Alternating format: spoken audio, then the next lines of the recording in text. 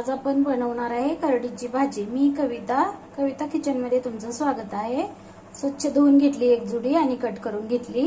त्यासाठी लागणारे साहित्य: अर्धी वाटी मसुरीची डाळ, 5-6 लसूण पाकळ्या कुटून घेतल्यात, 2-4 मिरची कट करून घेतले आणि कांदा एक कट करून घेतलाय, हळद अर्धा चमचा आणि अर्धी वाटी शेंगदाण्याचं कूट आणि 2 माप तेल। चला तर पाहू रेसिपी। त्यासाठी गॅस चालू करून घेतलाय, कढई ठेवली आहे, बनवूया आपण करडीची भाजी। कढई गरम झाली, आपण अंदाजे 2 माप तेल टाकून घेऊया। जो माप असतो ना तेलात तो मी अंदाजे टाकलेला आहे। चिमूटभर किंवा 1 चमचा जिरं, हे 4 मिरच्या कट केलेल्या आणि कांदा आणि लसूण छान फ्राय होऊ देऊया।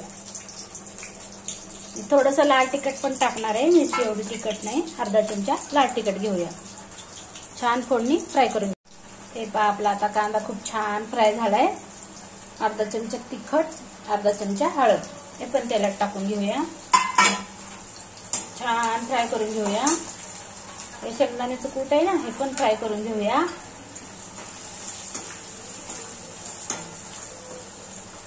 छान फ्राय हो, हे पहा सगळं फ्राय झालंय आपला मसाला। आता आपली भाजी टाकून घेऊया।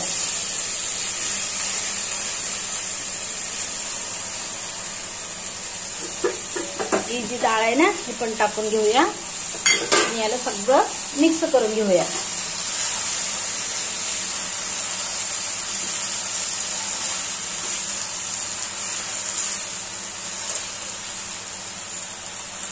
अर्धा ग्लास पाणी आहे, हे टाकून भाजी पण पाणी सोडते। आता आपण 5 मिनिटांसाठी झाकून ठेवून शिजवून घेऊया, छान मिक्स करून।